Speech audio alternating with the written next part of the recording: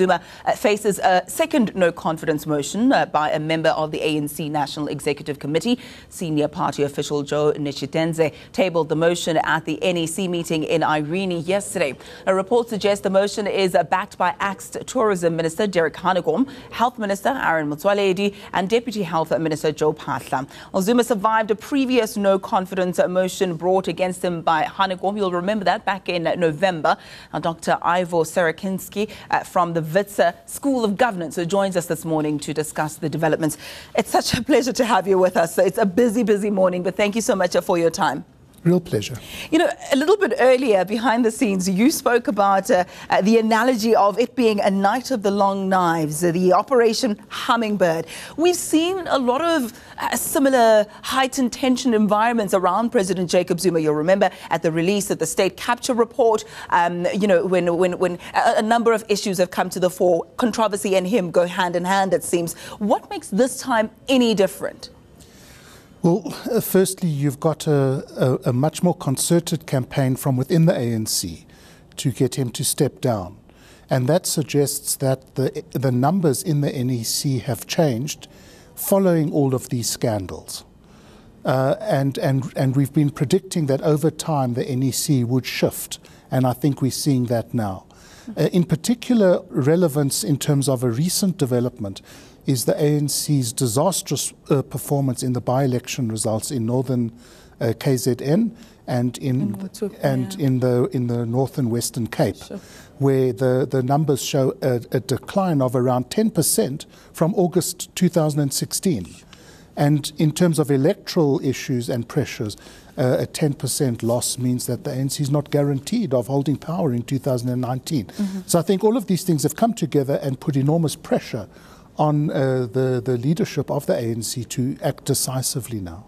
I'm glad you've touched on the numbers game, because that's what we're trying to analyze now. How many for, how many against Zuma? It's very difficult to say because we're going by, you know, sources, etc. But we understand that yesterday, one of the Mkhonto Military Veterans Associations, KB Mapatswe, a strong Zuma backer, was among a few who stood up to defend him when the motion was raised or the issue was discussed. How do we know just how many people are for Zuma in the NEC and how many against? Well, we'll never know accurately before there's a show of hands.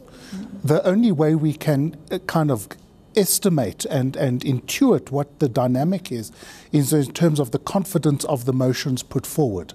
Now, this is a much more confident motion than the previous one, and that suggests that there's been inside talking, caucusing, canvassing, lobbying, and that the numbers are growing, and that the proponents of this no-confidence motion clearly feel they have enough support this time to succeed. And of course, I mean, I just mentioned at the opening of the show, two newspapers, one of them being the Sunday Times, damning reports and allegations there of communication between Duduzane Zuma, Jacob Zuma's son, and the Gupta family, and just how deep the rot is alleged to run them. He, however, the head of state, turns around and he says, well, I have no idea why you guys are saying I've done wrong. If I've done wrong, why don't you follow the proper procedures? He seems to be oblivious to what is going on. If you could give him a bit of advice to say this is what the problem is with your association with the Guptas and the general way that you conduct yourself, what would you say? I would say stand down and avoid further embarrassment, because these emails are leaked, and it means that there's probably a whole pile more. And the way it works is you leak some, you get the denials, and then you leak more to show that the denial was a lie. So you doubly embarrass the person. So if the newspapers have got this amount of email, which is devastating, and at last there's a smoking gun. All the reports that have been released of late don't have a smoking gun. It's descriptive information about events, but no clear proof. And now we've got emails showing that ministers are appointed to cabinet after emails of CVs have been sent to the Guptas in advance. Now that's the smoking gun. And we're assuming that these emails are true. And I suppose when it rains, it pours for President Jacob Zuma. But if I may ask you to be a soothsayer, as it were, for the time being, do you think he'll survive this one? He might survive the NEC vote, and it will probably come down to a vote.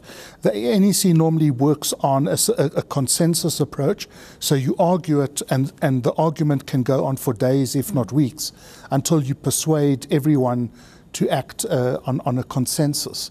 It seems as if they might not be able to achieve that, although they may have a slim majority in the NEC. But even if they lose this, I think the fight will then go to Parliament, and the ANC caucus is going to have some tough decisions to make. Because if this information is in the public domain now, and the ANC caucus doesn't vote with the no confidence motion that's forthcoming, it puts the ANC caucus in a very, very awkward situation. And very quickly, you know, his supporters are saying there's just 6 months until December, where the ANC will choose a new leader. Can we not just wait 6 months? His detractors, of course, are saying 6 months is too long. A lot can be done within 6 months. What do you think? The by-election results, I think, are very telling.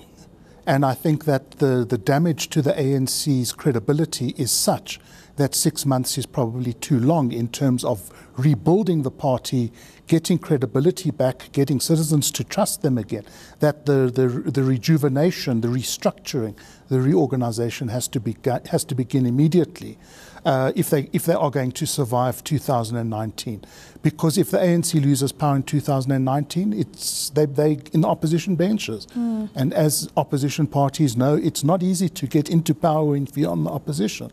So the stakes are incredibly high, and if these emails are true, and if this information that's been released is true, it means that there's strong reason for the caucus and for the NEC to act decisively. But it's politics, there are allegiances, there's strong bonds that go back many years, and we're not clear yet how it will play itself out, but the pressure ultimately is going to be on the ANC caucus. Do they side with the opposition, and do they vote with conscience, or do they close ranks and stick with Zuma, with the consequences that will follow from that?